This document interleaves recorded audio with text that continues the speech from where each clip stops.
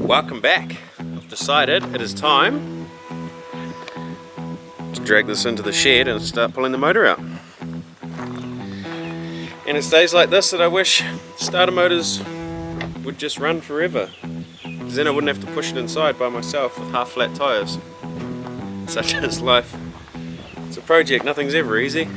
So I get this inside, whip the motor out, and then I'm going to try and sell off the adjustable suspension and rims and stuff that's on it, and hopefully that should pay for my gearbox and a few other things for the Zook. And then I can start mocking it all up. Once I get a gearbox and motor, I can mock it up, then I can cut the trans tunnel, fix the rust on the floor, and then the body's going to be done and ready to paint, and then make up gearbox and engine mounts. Once I've done that, then things are starting to get towards the home straight. Starting to look towards things like wiring and a final weld off of everything. So yeah, I'm happy. Just got to keep moving forward, and once I get this thing inside, then we'll be winning.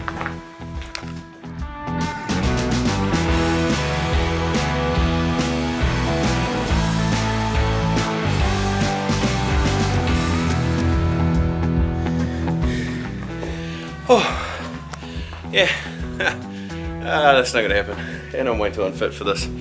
I have a solution.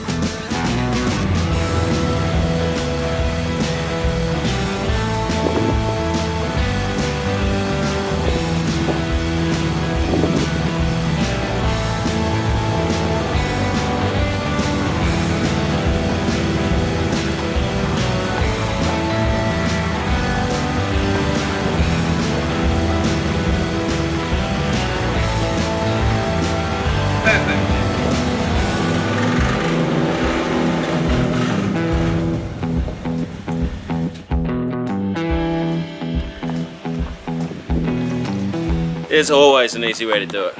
This thing earns its keep every time. Whether we're hauling hay or whether we're just pushing stuff around the yard, that Razor Turbo earns its keep on the regular. Now, let's get stuck into it.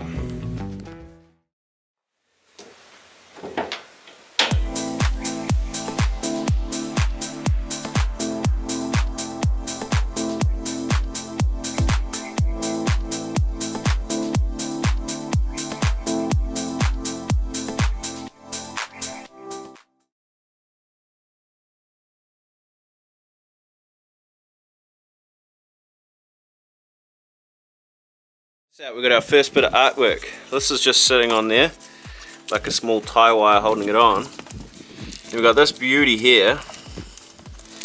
That's pretty sweet, eh? So you do a recirc valve, mate. Just shove it back in. Get out of here. So you're going to see me with my masking tape in Vivid. What I'm doing is labeling every plug that I take off. Now if you play with cars a lot, you probably already know this, but if you don't and you want to give it a crack, label everything as you take it off, especially in my case because I'm putting the engine in a different vehicle, so I need to know what's what. But even if you're just swapping a motor over or something simple like that, yeah, label everything, and then when you put the new motor in, you just plug it all back up to where it goes, and it saves so much time. You don't have to find out what's going where. So yeah, you'll see me doing that quite a bit today. Look, I even have a 10mm socket.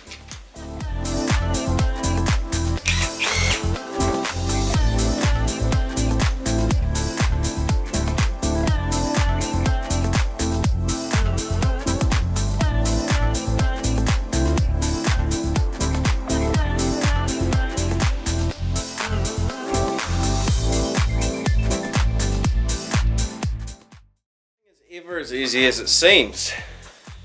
What I thought was going to be a quick couple of hour job has turned into about 5 hours, but we're winning. So yeah, A few things that held me up here and there, but such is life. Now,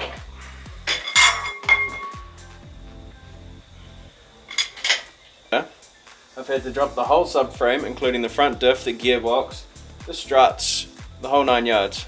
So now I've got to figure out how to separate the two so I can pull the motor out. So I'm going to have to lift this up and figure out a plan from there. Wish me luck.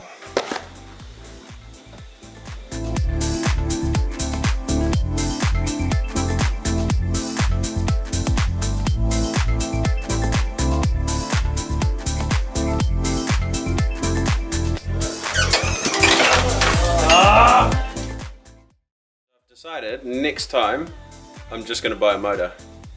I'm not going to go buy a whole car to save myself some money and make sure I get all the wiring. Next time I'm just going to buy a motor and figure out the wiring later on, because this has been a friggin' nightmare. Yes, so now it's all out. I've got to separate the motor from the gearbox and the subframe. Put the motor over there and then put the subframe back in. Bit of an update for you guys. Now obviously I got the motor out the other day. My camera went flat, by the way, in case you're wondering why I don't have any fancy footage. And that was an absolute mission by myself without a hoist, but it's all good, got it done. And I just managed to separate the gearbox today. So see you later, that can go. And I got bored, so I'm just having a nosy at seeing where this motor is going to end up, because obviously my diff's here and the air filter's there, the sump's there, so it's all very tight. That's all cool, I can live with that. I should probably not lean on that because I took the front off it. It's all good. So yeah, the biggest problem with the 3S GTE making it rear wheel drive, and this is not just putting it into a Suzuki, it's any rear wheel drive conversion really, is they have the water outlets at the back of the head and they stick out a country mile, as you can see. So that's quite a decent amount. So if I reduce that down to about there, I can get this motor where I want it to be, and then it's going to be well clear of anything up here. Now I might get a oil filter relocation kit for that, because that is a really stupid place for an oil filter, especially when you're going off-road. It's all cool. So yeah, I'm pretty happy. Oh, this manifold that I got from my friend Wind Taxi in Thailand fits like a gem. Took the old turbo off. Now this is a weird design, this one, these Toyotas. The manifold is part of the exhaust housing on the turbo. It's a Toyota CT26, CT27 I think. Good turbo, fairly well matched for the motor, but no good for me being that one piece design, because the 3S GTE, the factory turbo, the inlet's on this side facing the firewall and the exhaust is here. So that's not going to work. So I've got top mount, which is cool, nice and easy. So turbo will sit up here and exhaust will come out here somewhere. Very happy with that. I'm thankful that manifold fits, because there's about 3 or 4 different variations of those manifolds. It is what it is, but it fits and I'm happy.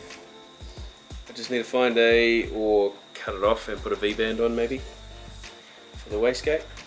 It's got an old 4-bolt flange, which is like a old HKS style 50mm wastegate. But at least this manifold's got a T3 flange on it, which is cool. So that opens up my options quite a lot. It's pretty common for a turbo flange. And there's obviously wastegate, so I might cut that off, put a V-band on. That also opens up my options quite a bit. It's got a brand new clutch in it, which I might just leave in there for the moment, because I'm not really chasing any power apart from changing the turbo.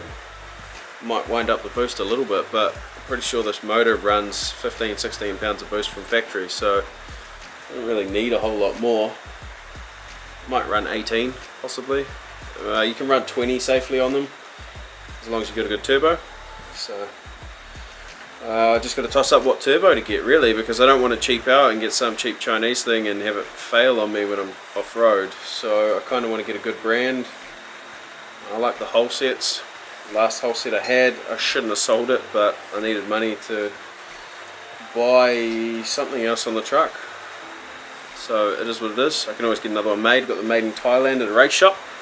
But yeah, so progress is happening slowly but surely. We got a 3S GTE in here, and I can pretty much, those are the mount holes there, I can almost use the factory mounts. Actually I probably can once I make a new piece for this. So that'll bring me back to here, that'll bring me out here. Yeah, it works for me. Another job I don't have to do. We'll see, might not be strong enough anyway.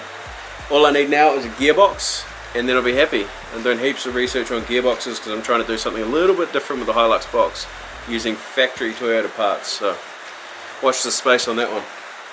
Anyways, I'm going to carry on, so I'll see you in a bit.